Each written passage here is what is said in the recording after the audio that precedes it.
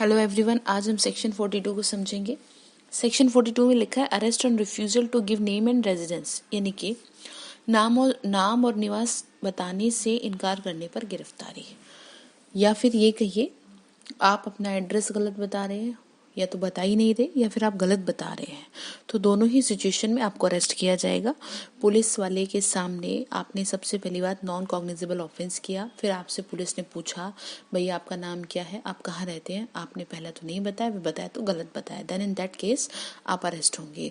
ठीक है, इसका सब सेक्शन 2 कहता है आपने इस तरह की हरकत की है जब कि आप गलत चीज़ें बता रहे हैं तो क्या होगा, आपको तब तक अरेस्ट करके रखेंगे जब तक कि पूरी तरह से सच्चाई का पता ना लग जाए, और जब पता लग जाएगा तो आपको बॉन्ड पर या फिर श्योरिटी पर छोड़ देंगे, विद और विदाउट। ठीक है, यानी विदाउट श्योरिटी और विद श्योरिटी, जैसा भी अकॉर्डिंगली होगा आपके ऑफेंस के अकॉर्डिंग। अब इम्पोर्टेंट चीज़ क्या है इसमें कि जो बॉन्ड देने वाला होगा वो भारत का निवासी होना जरूर चाहिए, ये यहाँ पे समझने की बातें हैं। और तीसरी बात ये है कि अगर बात नहीं पता लग पा रही, सच्चाई आप नहीं पता लगा पा रहे, यानी पुलिस वाले को नहीं समझ में आ रहा कि भाई आदमी कौन है, इसका घर कहाँ है या क्या है, जो भी थोड़ा सा लगता है क्लियर नहीं हो रही चीज़ें, तो जिसको भी अरेस्ट किया है पुलिस वाले ने, तो क्या करेगा 24 घंटे के अंदर जो नियरेस्ट मजिस्ट्रेट के सामने पेश करेगा। ठीक है, अंडर सेक्शन 57 ऑफ CRPC आप पढ़िए, रीड विद इसको करेंगे तो आपको क्लियर होगा। ये आपकी बात सेक्शन 42 में बता रखी है। भेज देगा 24 घंटे के अंदर मजिस्ट्रेट के पास। उसके बाद सेक्शन 43 है, मैंने आपको बताया था प्राइवेट पर्सन भी गिरफ्तार कर सकता है। ये इसका ऑब्जेक्ट क्या है, इसका ऑब्जेक्ट ये है कि सबसे पहले बात कि आप भारत के नागरिक हैं, एक आपका आम जनता होने के नाते आपका ये फर्ज है कि अगर आपके आसपास कोई अपराध हो रहा है, कोई क्राइम हो रहा है, कोई ऐसी सिचुएशन हो रही है तो आप बताइए ना, नहीं तो आप पकड़ करके पुलिस वाले तक पहुंच जाइए। तो यही चीज़ यहाँ समझाई गई है। मैं आपको बेरेक की लैंग्वेज के अकॉर्डिंग बता देती हूँ। इसका मतलब ये है प्राइवेट व्यक्ति द्वारा गिरफ्तारी और ऐसी गिरफ्तारी पर procedure, arrest by person and procedure of such arrest mean कोई प्राइवेट पर्सन भी अरेस्ट कर सकता है, जैसे किसी ने मर्डर होते हुए देखा या कुछ गलत करते देखा, या फिर उसने कुछ सुना कि ये कुछ गलत करने जा रहा था, तो उसका फर्ज है कि वो उसको रोके और अरेस्ट करे और रिटेन करके रखे। ठीक, इसमें 3 सबसेक्शन है। सबसे पहली बात कॉग्निजेबल और नॉन कॉग्निजेबल ऑफेंस करता है, या फिर प्रोक्लेम्ड ऑफेंडर है, यानी कि उद्घोषित अपराधी है, तो इन सिचुएशन में आप उसको, यानी एक प्राइवेट पर्सन क्या कर सकता है, अरेस्ट कर सकता है। उद्घोषित है तो आपको तो पूरी तरह से फ्रीडम है इस बात की कि आप कहीं भी देखें उसको पकड़ ले। ठीक, या कॉग्निजेबल हो या फिर नॉन कॉग्निजेबल हो, आपका फर्ज बनता है कि आप पकड़ लें, उसको गिरफ्तार करें।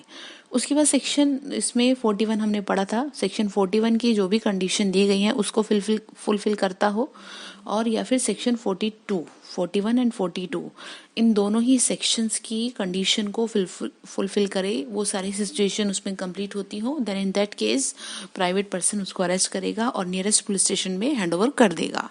यही बात आपके इन तीनों सबसेक्शन में दी गई है। आप एक बार खुद से पढ़ेंगे तो आपको अच्छे से क्लियर हो जाएगा, कुछ भी नहीं है। टिप्स पे रखिएगा, इन चीज़ों को 1 वर्ड में याद करके रखिएगा। मैं बहुत सिंपल लैंग्वेज में आपको बता रही हूँ। सेक्शन 44 क्या है, arrest by magistrate. Arrest by magistrate से मतलब क्या है, मजिस्ट्रेट के द्वारा गिरफ्तारी, यानी कि एग्जीक्यूटिव मजिस्ट्रेट है या फिर जुडिशियल मजिस्ट्रेट है, उसके प्रेजेंस में अगर कोई क्राइम होता है तो 2 सिचुएशन है कि या तो वो स्वयं भी क्या कर सकता है, अरेस्ट कर सकता है, या किसी को ऑर्डर देगा कि भाई आप क्या करें, इसे अरेस्ट करिए। ठीक है, क्राइम होता है तो क्या है, एक तो कहाँ भेज देगा, नहीं तो पुलिस कस्टडी में भेज देगा। ठीक, या तो खुद अरेस्ट करेगा या फिर पुलिस कस्टडी में भेज देगा क्राइम होता है तो, या फिर किसी को ऑर्डर देगा इसे अरेस्ट करो। और इसका जो सेक्शन 2 है, गिरफ्तार कर सकता है और ऑर्डर भी दे सकता है, यानी डायरेक्ट भी कर सकता है, निर्देश भी दे सकता है और वारंट भी जारी कर सकता है अरेस्ट करने का। ये जो सेक्शन 44 में बता रही हूँ इसमें यही बताया गया। सेक्शन 45 में है जो आर्म फोर्स के लोग होते हैं उनको प्रोटेक्शन देता है ये section. It means protection of member of the arm force, यानी कि सेक्शन 41 to 44 दोनों सेक्शन में अगर रहते हुए कोई क्राइम हुआ है तो भी सेंट्रल गवर्नमेंट की परमिशन के बिना आप उसको अरेस्ट नहीं कर सकते। इट मीन्स ऑफिशियल ड्यूटी करते हुए आर्म फोर्स।